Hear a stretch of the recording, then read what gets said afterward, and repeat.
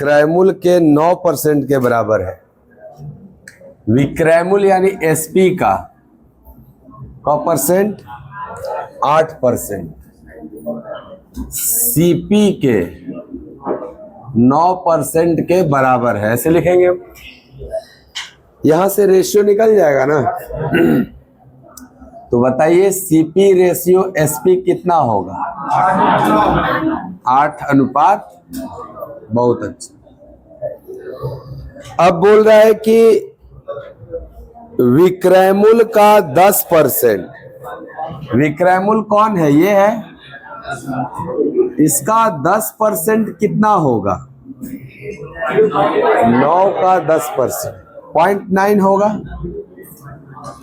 10%। क्रय मूल्य का 11%। 11% 8 का ना, तो 8 का 11% 0.88। पॉइंट के बाद 2 डिजिट है तो यहां ऐसे भी लिख सकते हैं, कोई दिक्कत नहीं। 1 रुपया अधिक है वो। ये यूनिट में कितना अधिक दिख रहा है? यूनिट में कितना अधिक है? ऐसे अधिक है 0.02। इसी का मान दिया हुआ है 1 रुपया। क्या यहां से हम 1 यूनिट का मान निकाल देंगे इससे भाग देके? तो 1 रुपया में भाग लग जाएगा 0.02 से। 100/2 50 रुपया आ जाएगा। 1 यूनिट का मान 50 रुपया। पूछ रहा है वस्तु का क्रय मूल्य बताओ। क्रय मूल्य 8 यूनिट था ना, और 1 यूनिट का मान 50। तो 8 यूनिट का मान 8 गुणे 50। 8 गुणे 50 400 आंसर हो जाएगा इसका। ये था आपका गया। आ गया समझ में? चलिए बहुत अच्छा। एक रिटेलर ने 15 लैपटॉप के मूल्य पर 18 लैपटॉप खरीद लिया। ये रिटेलर फायदे में है कि नुकसान में? 15 लैपटॉप का दाम पे 18 को लैपटॉप ले लिया, फायदे में ना है। और कह रहा है कि 18 लैपटॉप के मूल्य पर 15 लैपटॉप बेच दिया। तो बेचते समय भी फायदे में है कि नुकसान में? 18 लैपटॉप का दाम लेके 15 को ना दिया। चलो, बोल रहा है बेचे गए प्रत्येक लैपटॉप पर लाभ प्रतिशत कितना है? ठीक है, 44% है। क्या बात है। एक बात बताइएगा, 15 लैपटॉप का ये दाम दिया था और 18 लैपटॉप का दाम वसूल लिया खरीदते समय। पहले दुकानदार खरीदा है और उसके बाद में बेचा है। तो जैसे कहने का मतलब 15 लैपटॉप का दाम दिया है और 18 को लैपटॉप लेके आ गया, तो ये इसका सीपी होगा और ये एसपी होगा ना, अगर दाम के दाम बेचेगा तो। लेकिन बेचते समय 18 लैपटॉप का दाम लिया है और 15 को लैपटॉप का ना इसका गया है।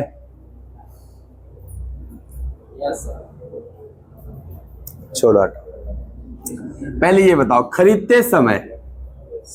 खरीदते समय इसका प्रॉफिट कैलकुलेट करो। आप कहोगे ना 3 लैपटॉप का फायदा है इसको खरीदते समय। 3 लैपटॉप का फायदा कितने पर?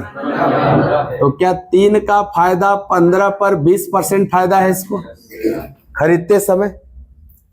ये 20% फायदा कब है? खरीदते समय। हाँ, अब थोड़ा बेचते समय देखते हैं।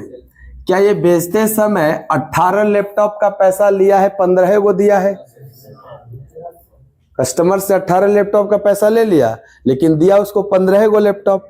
तो क्या यहां भी 3 लैपटॉप का फायदा हो रहा है इसको? तो क्या यहां भी जो सीपी का काम करेगा, इसका अपना पैसा तो 15 लैपटॉप का ना गया? आप समझिए बात को। आप किसी कस्टमर से 18 लैपटॉप का दाम ले लिए, लेकिन उसको 15 को लैपटॉप दिए, तो आपका जो गया घर से 15 लैपटॉप का ना पैसा गया, वो आपकी सीपी हो गई। लेकिन आप कस्टमर से 18 लैपटॉप का ना पैसा लिए हैं, तो क्या आपका एसपी 18 फिर से हो गया? तो बताओ, बेचते समय भी इसको 3 लैपटॉप का फायदा हुआ है 15 पे।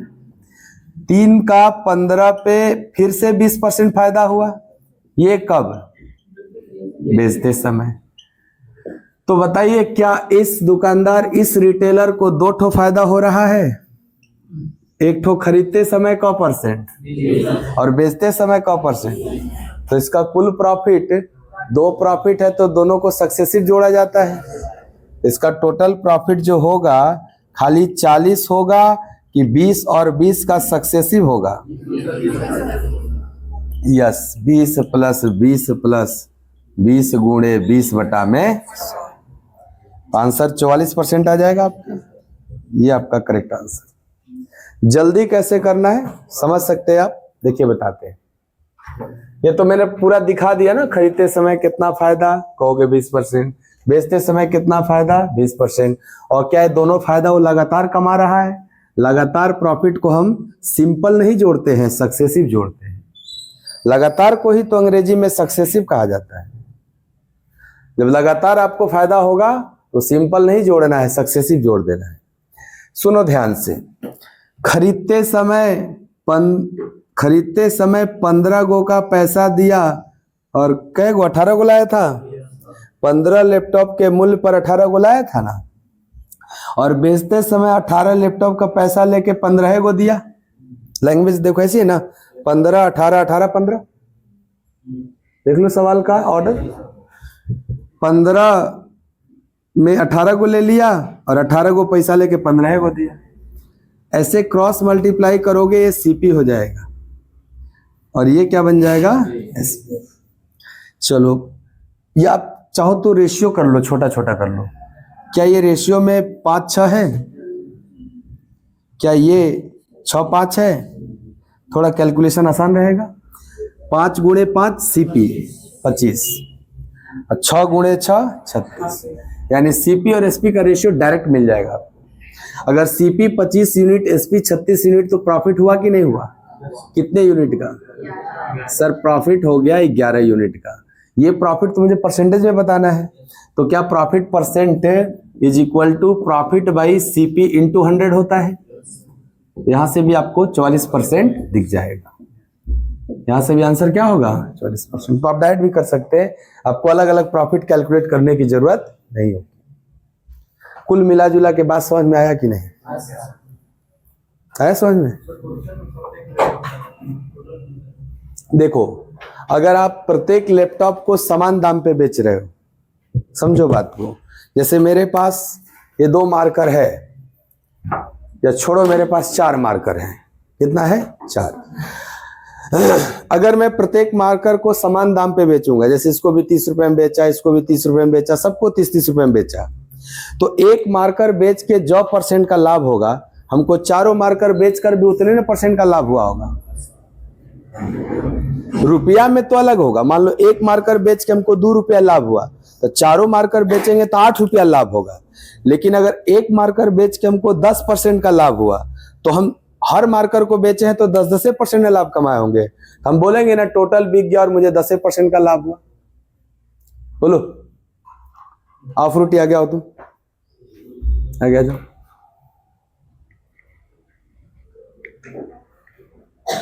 3 दिन से देखा थे तुम लोग का दोस्ती बढ़त जाता और हमको बिल्कुल बर्दाश्त नहीं होता। हम के आज कुछ लगबे नहीं कर ठीक, तुरंत तोड़वा देते हैं। अब आगे पढ़े लग।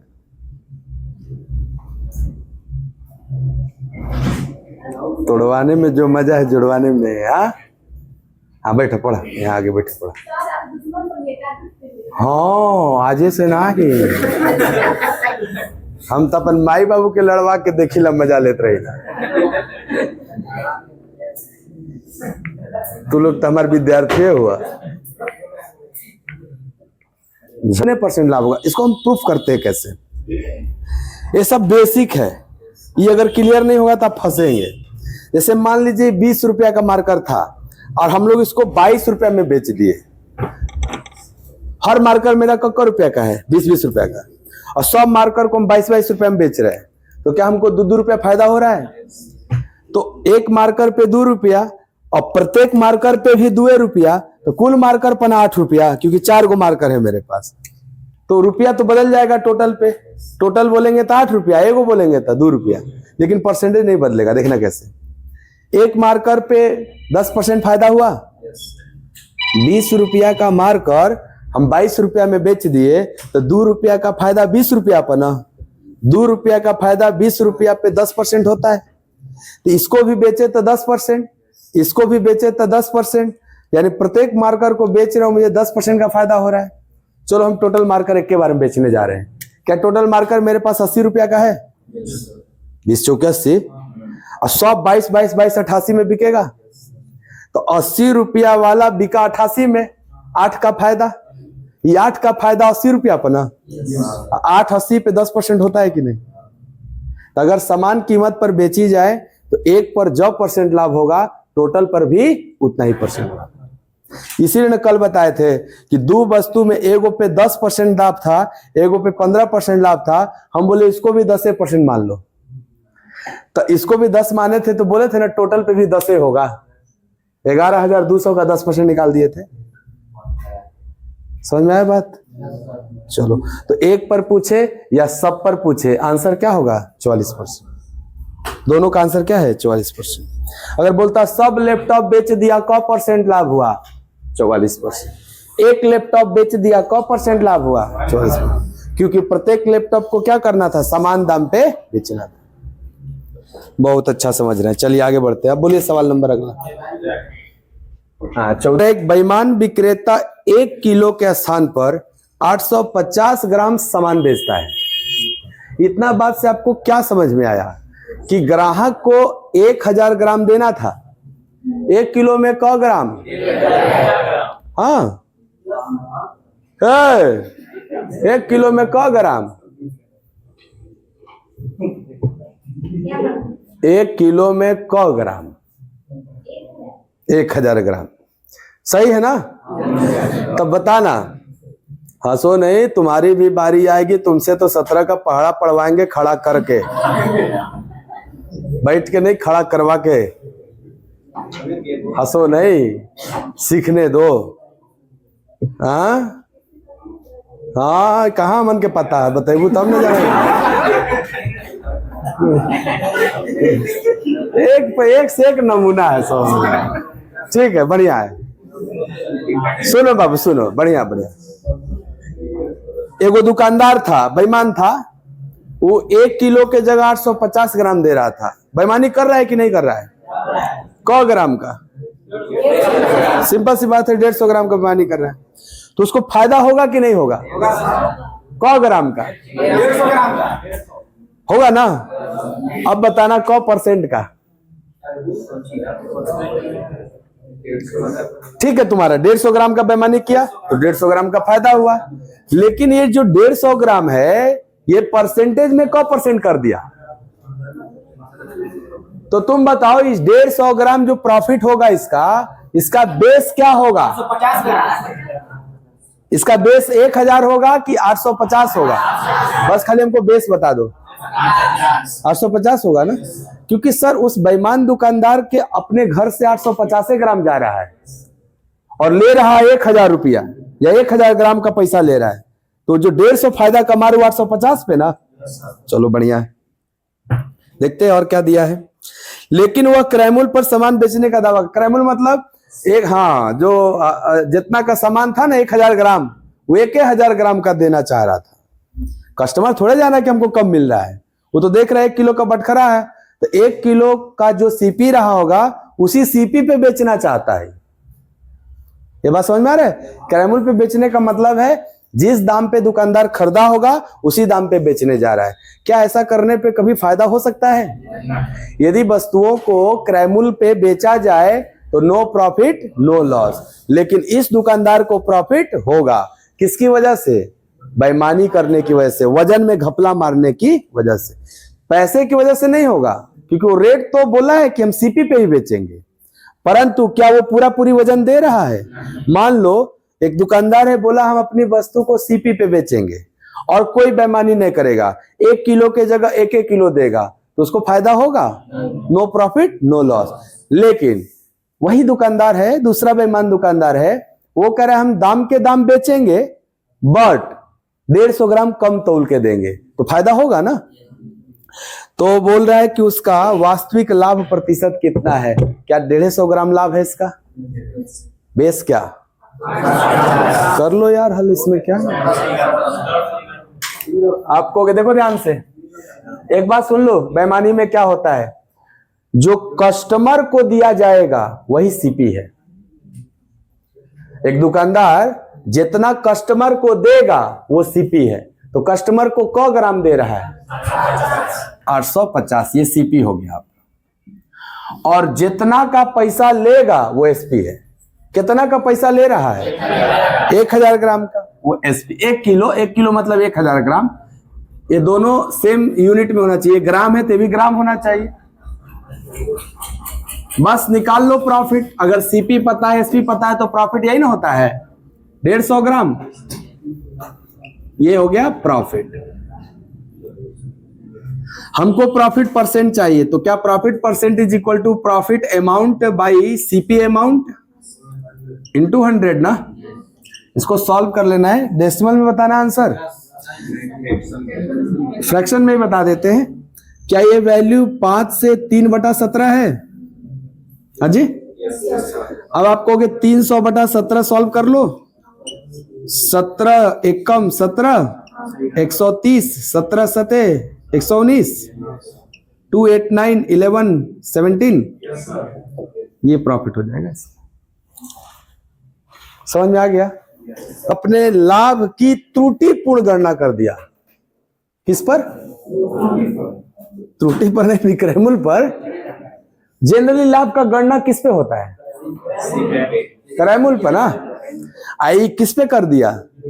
इसीलिए कह रहा है गलती से कर दिया। त्रुटिपूर्ण मतलब गलती से कर दिया। एक दुकानदार एक वस्तु के विक्रय मूल्य पर अपने लाभ की त्रुटिपूर्ण गणना करता है। इसका मतलब यह हुआ कि लाभ का गणना तो सर सीपी पे होता है, लेकिन ये एसपी पे गलती से कर दिया। तो क्या पाया कि 23% लाभ हुआ। वास्तविक लाभ प्रतिशत बताइए। क्या हम करवाए थे आपको ओरिजिनल प्रॉफिट परसेंट? यहां प्रॉफिट परसेंट कितना दिया है? 23%। इस 23% का जो फ्रैक्शन होगा 23/100, इसमें बताइएगा सौम्या कुमारी, इस 100 क्या है? सीपी। काटब, रेत रेत के काटब, भोथर बिलेट से काटब। ई लाभ के पे गणना कैल बा? एसपी पे। तो जिस पे गणना किया जाता है वही ना बेस होता है। एक बेस क्या होगा इस बार? कैसे कह दीजिएगा सीपी। अब देखो पूछा भी वास्तविक लाभ प्रतिशत, और जो वास्तविक लाभ प्रतिशत होता है उसका ना बेस सीपी होता है। अब बतावा 100 का है? उनके बोले दो, जैसे हम पूछे हुए बोले दा, बोला हो 100 का है? हाँ गुड। अब 23 का है? सीपी। आगे अब आगे अब तू लोग या तो पढ़ी जीवा या तो भागी जीवा। आओ आगे बेटा। डंडा नहीं ना लाया? रहर इतना भइल है, रहरे 4-5 गो ले ले आवा। रहर का बाती नहीं, डंडा चाहिए। एक डंडा रहना चाहिए। मैथ का क्लास अधूरा लगता है बिना डंडा के। कबीर फेंक दिया? कबीर कहाँ मराता है कि फेंक दिया? देखो सुनो, ओजी बाप फैलाओ, डंडा जरूरी रहे। 2 को डंडा ले जाओ, एगो हेलने से एगो हेलने से बाजी। सुना हो का 23% लाभ प्रतिशत कहा? लाभ प्रतिशत। लाभ प्रतिशत के जब फ्रैक्शन में बदल दिए तो ऊपरा वाला हमेशा लाभ न होगा। हानि प्रतिशत रहता था, हानि कहलाता था। बेस हमेशा सीपी होता था, लेकिन इस क्वेश्चन में बोला है कि लाभ का गणना विक्रय मूल्य पर किया गया है, इसलिए विक्रय मूल्य है। आ रहा इतना समझ में? एसपी कितना, प्रॉफिट कितना? तो 3 चीज होता है कि नहीं चैप्टर में? क्या? CP, SP, profit. अगर प्रॉफिट हुआ तो प्रॉफिट, नहीं तो लॉस हुआ तो लॉस। तो बताओ, अगर एसपी पता है, प्रॉफिट पता है, क्या सीपी निकाल लेंगे? कैसे और कितना? हाँ, सीपी बराबर कैसे निकली? एसपी माइनस प्रॉफिट कि एसपी प्लस प्रॉफिट? जैसे 100 में बेचे और 23 लाभ हुआ तो कितना का था? ये मतलब बुझा रहा है कि रट के बैठे हैं सीपी बराबर एसपी। ये रटिए मत। एसपी मतलब आपने 100 में बेच दिया और 23 लाभ, यानी आपको 23 लाभ हो गया। इसका मतलब सीपी कम रहा होगा ना। 100 माइनस 23, 100 माइनस 23 क्या हो जाएगा? 77। ये देखो तुम्हारा सीपी है। ओरिजिनल प्रॉफिट परसेंट जो होता है, ये होता है प्रॉफिट बाई सीपी ना। ओरिजिनल प्रॉफिट का बेस हमेशा क्या होगा? CP into 100। तो प्रॉफिट कितना है तुम्हारा और सीपी कितना है, अगुणे इसी को आप काट पीट के दशमलव में लाना है। चलो काट देते हैं। 23 में 100 का गुणा होगा 2300 हो जाएगा और बटे में 77। अब आराम से भाग दे दो। देखो ध्यान से, अगर 3 गुना करोगे तो 7 या 21 2 2310 हो जाएगा। क्या हो जाएगा? 2310। क्या ये लगभग, अगर 3 गुना करते तो 2310 होता। देखो 3 गुना करेंगे तो 231 होगा। कहने का मतलब 30 गुना करेंगे तो 2310 होगा। 10 कम है। एक बात बताओ, इसका 0.1%, 1% क्या होगा? 0.77। हमको कितना कम करना है? इसको 10 कम करना है। तो कितना ये 23, लगभग 30% भी बोल सकते हैं कहने का मतलब। लेकिन अगर एग्जैक्ट करना होगा तो 30 को घटाना ना होगा। अच्छा, कितना घटाना होगा सर? इसका 30% निकालोगे तो कितना आ जाएगा? नहीं, 30% की बात कर रहा हूं। हाँ देखो 10% 7.7 है, आएगा ना? 23.1 आएगा। और हमको 0.1 नहीं है, वो कम ना करना है, तो लगभग 29 वाला आंसर होगा। कौन ऑप्शन है 29 वाला? डॉट है ना। तो ये बताओ 0.5 के आगे ही रहेंगे ना, तो 29.3 वाला कि 29.8 वाला? 30 के नजदीक 29.8 ना है, इसलिए हम आंसर करेंगे 29.8 वाला। ऐसे आंसर करेंगे। समझ में आया कि नहीं आया? अपने वस्तु को क्रय मूल्य पर बेचा, कभी लाभ होगा? कोई भी आदमी अगर अपने वस्तु को क्रय मूल्य पर बेचेगा तो लाभ नहीं होगा। लेकिन ये बेईमान है तो कुछ गड़बड़ी किया होगा। कह रहा है खरीदते और बेचते समय भार में 15% बेईमानी कर लिया तो उसका वास्तविक लाभ क्या हुआ? अब सीख लो। यहां पे खरीदते समय भी बेईमानी किया वेट में,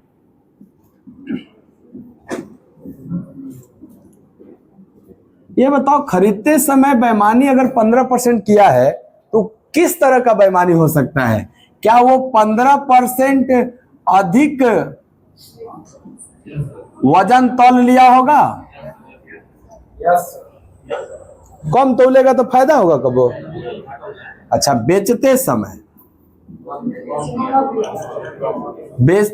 15% कम वजन करके बेचा होगा। ये तो अंडरस्टैंडिंग की बात है, समझदारी का बात है कि एगो बेईमान दुकानदार है, वो वजन में 15% का बेईमानी कर रहा है। किसमें? वजन में। लिखा हुआ स्पष्ट कि वजन में अगर 15% बेईमानी कर रहा है, खरीदते समय भी और बेचते समय भी, तो किस प्रकार का बेईमानी कर सकता है? वो चाहेगा खरीदते समय ज्यादा ले ली, अब बेचते समय कम बेचे, यही ना बेईमानी करेगा वजन में। अब यहां से कॉन्सेप्ट है, सुनना ध्यान से। कोई अगर खरीदते समय जो बेईमानी कर रहा है वो डायरेक्ट उसका प्रॉफिट होता है। वो डायरेक्ट क्या होता है? प्रॉफिट। तो इसका जो खरीदते समय प्रॉफिट हुआ होगा, ये तो डायरेक्ट 15% ही हुआ होगा, क्योंकि वो अधिक तौल के ले रहा है उतना। लेकिन बेचते समय जो 15% कम बेचा है इसका प्रॉफिट 15% नहीं होगा, क्योंकि देखो पिछले सवाल में 1000 ग्राम के जगह 850 ग्राम दिया था, तो उसको 150 ग्राम का फायदा 1000 पे थोड़े हुआ था, 850 पे हुआ था। बेस चेंज हो जाता है इसमें। तो ये जो 15% कम दिया है ना, -3/5 20, ये कम दिया है, इसका फायदा ए बी पेयर के हिसाब से चेंज हो जाएगा। -3 बन जाएगा +3, और 20 में से 3 गया, यानी इतने का फायदा होगा। डिटेल समझाता हूं। खरीदते समय 15% अधिक लाया, इसका मतलब 100 रुपया दे के 115 लाया ना, तो यहां फायदा दिखा कि नहीं? 15% प्रॉफिट हो गया। कब? खरीदते समय। सेल करते समय जरा ध्यान से देखना, वो 15% कम बेचेगा, यानी कस्टमर से 100 रुपया लिया और 85 का ना सामान दिया। मैं बोला था ना, जो कस्टमर को देगा वो सीपी होगा, और जो कस्टमर से लेगा वो क्या होगा? एसपी। कब? बेचते समय। तो बताओ यहां इसका जो फायदा है वो 15 का परसेंट है कि 85 पर है? और यहां जो 15 फायदा था ये 100 पे था ना, इसीलिए 15% आया था। लेकिन यहां क्या 15% आएगा? नहीं, अलग आएगा कुछ। इसलिए मैं बोला कि बेचते समय वाला जो कम बेचता है वो फायदा नहीं होता, उसके हिसाब से चेंज हो जाता है फायदा। आइए, क्या दोनों प्रॉफिट को अगर हम सक्सेसिव निकाल दे तो टोटल प्रॉफिट हो जाएगा? यहां क्या प्रॉफिट हो गया आपका? कितना? +3/20। क्या इसको भी 17 ना? गुड। इसको बोल सकते हैं 3/20। अगर ये दोनों प्रॉफिट को सक्सेसिव कंबाइंड कर दिया जाए तो टोटल प्रॉफिट हो जाएगा। अब दो प्रॉफिट को सक्सेसिव कंबाइंड करने का एक तरीका था x + y + xy/100, लेकिन वो तो तब था जब इंटीजर में रहे, ये तो फ्रैक्शन में है। इसको सक्सेसिव कैसे कंबाइंड करोगे? आप कहोगे 20 पर 3 का फायदा, यानी 20 से 23, और 17 पर 3 का फायदा, यानी 17 से 20 हुआ ना। इसको गुणा करके यहां लिखेंगे, इसको गुणा करके यहां लिखेंगे, फाइनली रेशियो निकालेंगे तो दोनों कॉमन नंबर हटा सकते हैं। तो 17 पे 23 हुआ। कितना फायदा दिख रहा है? 6 का। ये जो 6 का प्रॉफिट है परसेंट में ना बताना है, तो 6/17 गुणे 100, 600/17। 600/17 कितना हो जाएगा अप्रॉक्स? 17 × 51 90, 17 × 5 85, 17 × 51 लगभग ऐसे कुछ 35.3 के आसपास इसको फायदा होता है। आ गया क्या समझ में? फिर से सुनो, खरीदते समय जो बेईमानी है वही फायदा है, लेकिन बेचते समय जो बेईमानी है वो फायदा नहीं है। क्योंकि जो बेचते समय 15% का कम देना, यानी 100 के बदले में 85 दिया है, इसको जो 15 का फायदा हुआ है 100 पे नहीं हुआ है, 85 पे हुआ है। बेस चेंज हो जाता है बेचते समय। इसीलिए देखो इसका प्रॉफिट क्या कहलाएगा? 3/17। अगर 100 का गुणा करें तो परसेंटेज बन जाएगा। हाँ, दू 9 के 3 लिख दे तो हमके तिहाड़ जेल भेज देबा।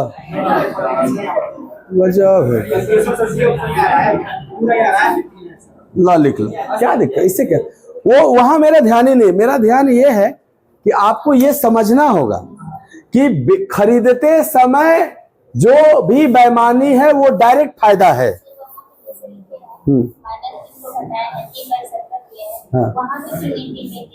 यहाँ पे क्योंकि जो खरीदते समय बेईमानी होता है ना, वो डायरेक्ट फायदे होता है। यही तो समझा रहे हैं हम। देखो इसलिए यहां भी समझा है कि आप कोई सामान खरीदने गए और आप 15% अधिक ले लिए। इसका मीनिंग क्या निकला कि हम 100 रुपया दिए होंगे तो 115 ले लिए होंगे सामान। कोई आप देखिए मार्केट में ऐसे होलसेलर होते हैं जिनके यहाँ सामान लेने जाइएगा ना, तो सामान भी आपका, लिस्ट भी आपका, निकालना भी आप ही को पड़ता है। कभी ऐसा आपके साथ हुआ है घटना? नहीं। देखिए कहने का मेरा ये मतलब है, जैसे गांव के दुकानदार आते हैं होलसेलर के पास शहर में, तो वो जो शहर वाला है ना, बड़ा सा सेठ इतना बड़का जिसका तोंद होता है ऐसे, वो बैठा रहता है चुपचाप। वो कहता क्या है कि अपन सामान ले लो, अपन सामान निकाल लो। तो जैसे कहने का मतलब है कि वो दुकानदार को, गांव वाला दुकानदार को 100 रुपए का सामान लेना था, तो वो 100 रुपए का सामान लेना था, लेकिन 100 रुपए नोट थमाया उसको और 100 रुपए के सामान के जगह पे जो वजन लेना था ना, वजन 100 रुपया बराबर तौलना था, वो 15% अधिक तौल लिया, तो क्या उसके पास जो सामान आया 115 रुपया का आ गया?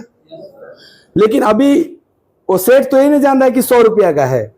तो बताइए, जो 115 रुपया का सामान लेके जाएगा अपने गांव और कहेगा हम दाम के दाम बेचब, तो क्या इसको कोई भी कस्टमर 115 रुपया दे देगा कि नहीं? क्योंकि ये सामान 100 रुपए का 100 ग्राम तो नहीं है, 115 ग्राम है ना। तो बोलेगा 1 ग्राम का दाम अगर 1 रुपया है तो 115 ग्राम है, मुझे 115 रुपया दो।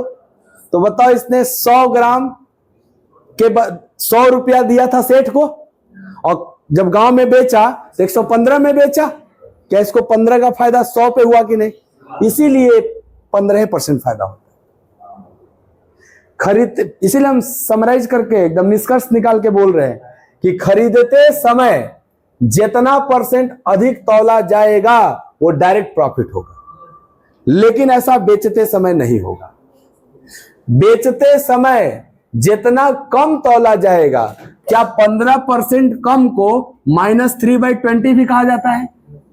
यानी जितना कम तौलेगा इसका AB पेयर के हिसाब से फायदा होगा। क्यों AB पेयर क्या कहता है? AB पेयर कहता है बेस चेंज हो जाएगा। यानी इसने 20 में बेचकर 3 फायदा कमाया है। ये जो माइनस दिख रहा है ना आपको, ये जो कम दिया है वो फायदा ही ना है उसका। ये -3 क्या है? कस्टमर को 3 कम दिया गया है, यही ना है। और कस्टमर से लिया कितना गया? कस्टमर से लिया 20, है ना, और दिया उसको 3 कम, यानी 17 दिया। तो क्या 3 का फायदा 17 पे हुआ कि नहीं हुआ? तो ये बेचते समय खाली, और खरीदते समय वो यही रहेगा। और दोनों को सक्सेसिव मिला दोगे तो एक कुल फायदा निकल जाएगा। दुगुना फायदा कमाया, एगो खरीदते समय, एगो बेचते समय, और दोनों लगातार कमाया ना। और दोनों लगातार को अगर जोड़ दिया जाए सक्सेसिव, तो टोटल प्रॉफिट हो जाएगा। सक्सेसिव जोड़ने का 2 तरीका, अगर फ्रैक्शन में है तो रेशियो मेथड से जोड़ना, और अगर इंटीजर में, जैसे पिछले सवाल में 20-20 था, तो वो आप रेशियो से भी करोगे तो भी 44 आएगा, और डायरेक्ट फॉर्मूला से करोगे तो जल्दी फॉर्मूला था ना वहां पे, यहां जल्दी फॉर्मूला होगा, इसलिए रेशियो से करोगे। पिक्चर हिट हुआ, प्रतिशत अधिक अंकित करती है। ये 50% क्या है? क्रैमुल है। चैप्टर में है जो प्रॉफिट लॉस, सुनो रे बाबू, ये जो प्रॉफिट लॉस डिस्काउंट चैप्टर है ना, इसमें जितने भी टर्म आए थे, क्या क्या आए थे? CP, SP, profit loss, discount, MP, markup, ये सब इतने टर्म आए थे कि नहीं आए थे? इतने ही होने चाहिए टर्म, इतने ही होते हैं। इसके लिए हिंदी में क्रय मूल्य या लागत मूल्य वर्ड यूज किया जाता है। हिंदी में लिखा रहता है क्रय मूल्य या लागत। इसके लिए विक्री मूल्य या विक्रय मूल्य ऐसा लिखा रहता है। ये लाभ या फायदा लिखा रहेगा। ये हानि या नुकसान, ये छूट या बट्टा, ये अंकित मूल्य या सूची मूल्य, ये सब हिंदी में लिखा रहेगा इसके लिए, जिसको हम शॉर्ट में क्या बोलते हैं? MP। मार्कअप वो प्राइस है जो जितना मूल्य CP से बढ़ाकर अंकित किया जाता है। CP से बढ़ाकर, या आप बोल सकते हो डायरेक्ट कि जो मार्कअप होता है CP से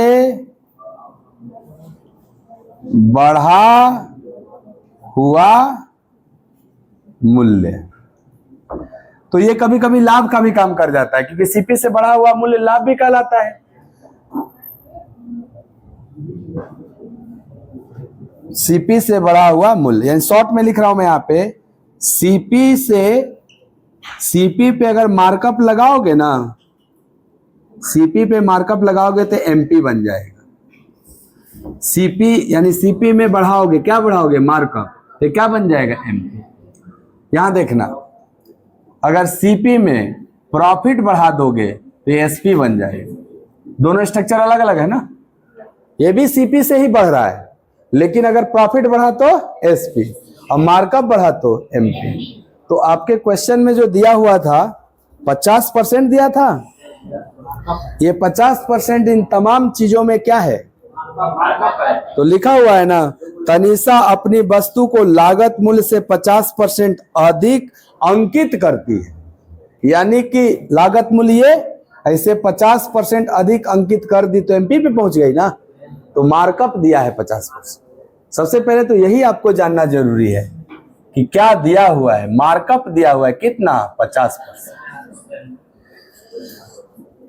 वह उनमें से 42% को अंकित मूल्य पर बेच दी, यानी उसके पास ढेर सामान था, स्टॉक था 100%, उसमें से पार्ट बाय पार्ट करके बेच रही है।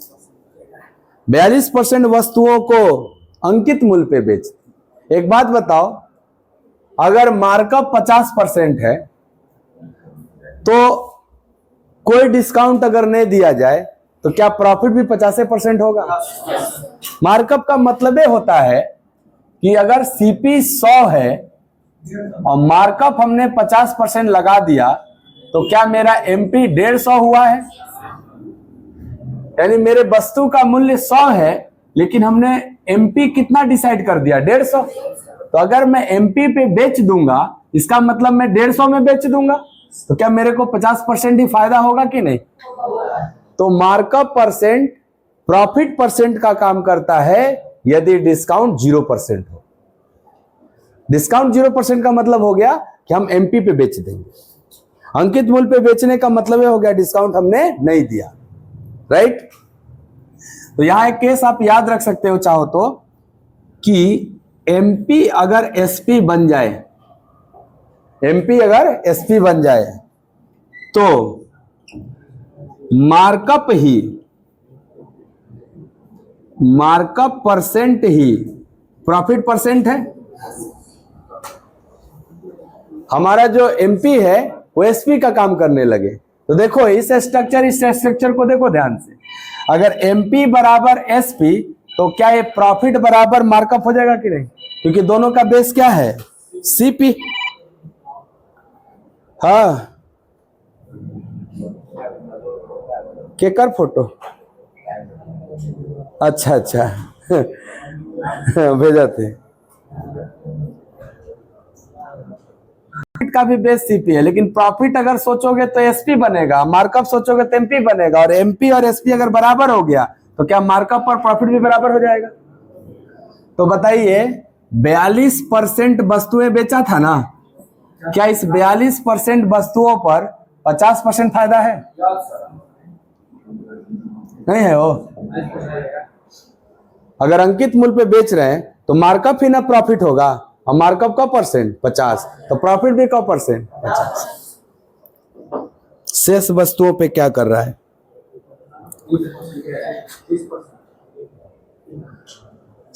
कह रहा है कि 18% को 20% छूट पर, यानी 42% के बाद क परसेंट बेचा? 18%। एमपी पे बेच दिया कि छूट दे दिया? क परसेंट। तो क्या वो 20% 150 पे ना छूट होगा? 150 का 20%, अगर 30 कम करके बेचेगा तो 120 में बेचेगा, 120 में बेचेगा, तो क्या तब भी उसको 20% का फायदा है? तो इस 18% वस्तुओं पर क परसेंट का फायदा? 20%। अगर हम सब पार्ट का प्रॉफिट निकाल लें तो सबको एक साथ कंबाइन करेंगे तभी ना टोटल प्रॉफिट निकलेगा। आगे कह रहा है शेष को, शेष मतलब 60% बेच दिए का, 42 18 मिला के 60% बेच दिए, तो शेष का परसेंट बचा? इसको कैसे बेचना है हो? 30% छूट पर। ये बताओ 150 हमने डिसाइड किया था ना एमपी, अगर इसको 30% डिस्काउंट देंगे तो क्या 45 डिस्काउंट देंगे? तो अगर 45 डिस्काउंट देके बेचेंगे तो 105 में बेचेंगे। अगर 105 में बेचेंगे तो 5% का फायदा होगा, क्योंकि सीपी तो 100 है तुम्हारा। तो इस आइटम पे केवल 5% प्रॉफिट है। टोटल प्रॉफिट चाहिए, कैलकुलेट करो टोटल प्रॉफिट। 42% का 50% 21% होगा। 18% का 20% 3.6%, और 40% का 5% 2%। ये टोटल प्रॉफिट कैलकुलेट कर लो। 21 3 24 2 26.6%। 100% वस्तुओं पे हो जाएगा। ऐसे निकालना तो एसपी होता है। तो क्या ये लगातार चलता है कि नहीं? और मान लो अगर तुमने 50% मार्कअप लिया तो तुम्हारा 150 एमपी हो गया, और तुमने अगर इस पे 30% डिस्काउंट दे दिया तो क्या 150 पे 30% 45 डिस्काउंट दे दिया तो क्या 105 में बेच दिया, तब भी तुमको फायदा हुआ कि नहीं? 5% का वही है ये 5%।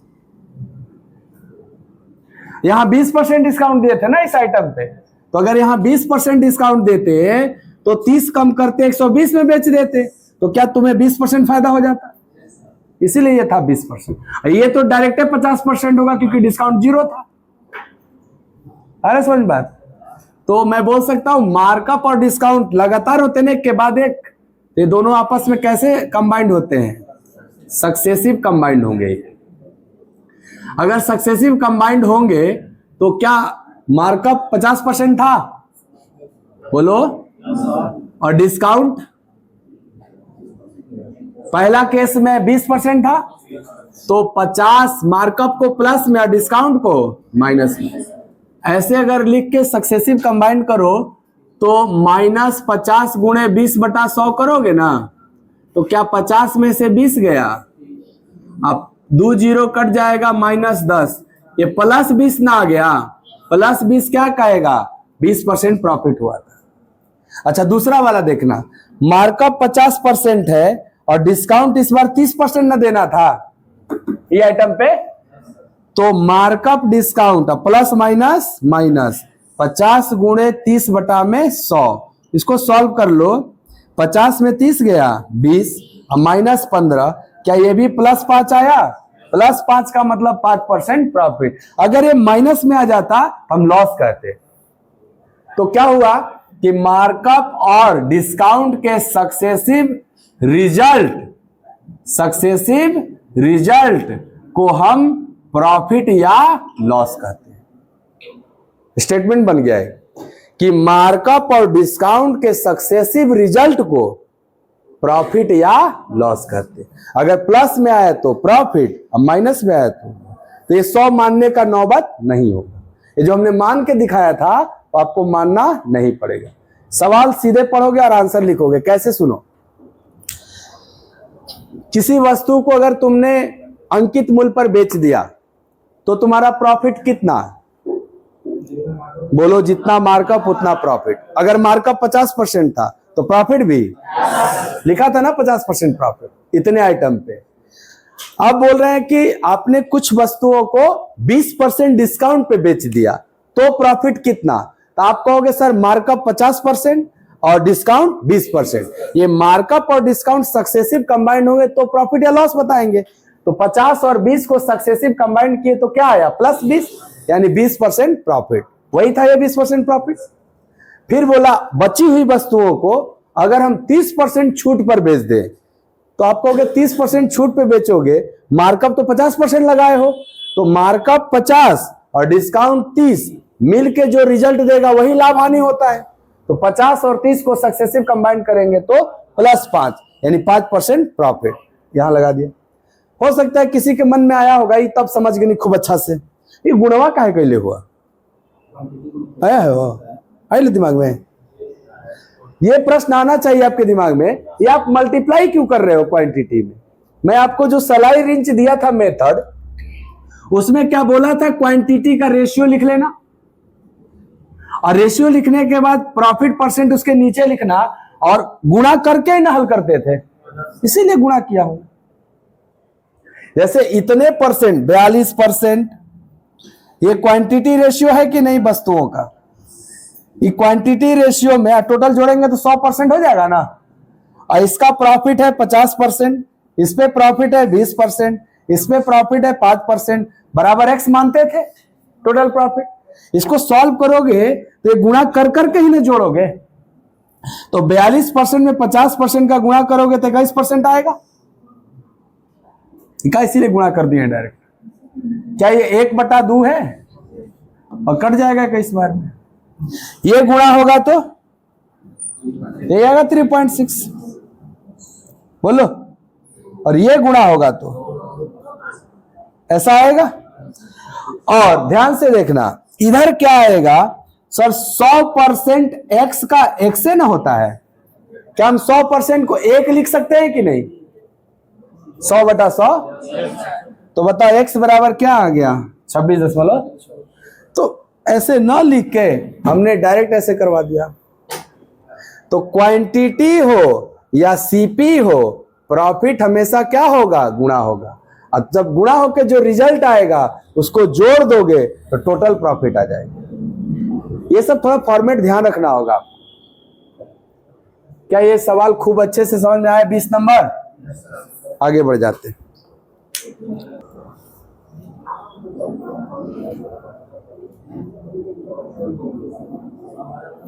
करे कोविड महामारी के कारण एक दुकानदार ने अपनी वस्तुओं को 2/3% लाभ पर बेचा, लेकिन 15 ग्राम के बजाय 12 ग्राम तौल का उपयोग किया। वास्तविक लाभ क्या है? 2 लाभ कमा लिया क्या?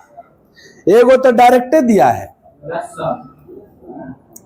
सवाल नंबर 21 में ध्यान से देखना, प्रॉफिट 1, इस सवाल में 2 प्रॉफिट हो रहा है कि नहीं? तो पहली प्रॉफिट तो डायरेक्ट दिया है, प्रॉफिट 1 6:2/3% का हो जी, 18 2 20 1/15। पहला प्रॉफिट है 1/15। दूसरा प्रॉफिट आपको लैंग्वेज पढ़ के डिसाइड करना है। क्या है लैंग्वेज? 15 ग्राम के बजाय 12 ग्राम दे दिया, 3 ग्राम का फायदा हुआ कि नहीं? ये 3 ग्राम का फायदा हुआ क ग्राम पर, 15 पर कि 12 पर? सर दिया खाली 12, तो 12 ने उसका सीपी बना 12 पर। ये 2 प्रॉफिट है, 1/4 भी लिख सकते हैं इसको। अगर इन दोनों प्रॉफिट को सक्सेसिव कंबाइन कर दें तो टोटल प्रॉफिट हो जाएगा। जितने भी प्रॉफिट होते हैं ना, सबको एक साथ सक्सेसिव जोड़ दो तो टोटल प्रॉफिट हो जाता है। सक्सेसिव कैसे जुड़ाएगा? 15 से 16, 4 से 5, इधरिया वाला सिधरिया वाला काट देते हैं, 3 से 4, फाइनली 3 बचा, यहाँ फाइनली 4 न बचा। 3 से 4 एक फायदा, कितना पर? 1 का 3 पर 33, सही 1/3% होता है ना। इस सवाल में इसका आंसर हो जाएगा 33 सही 1/3%। क्लियर?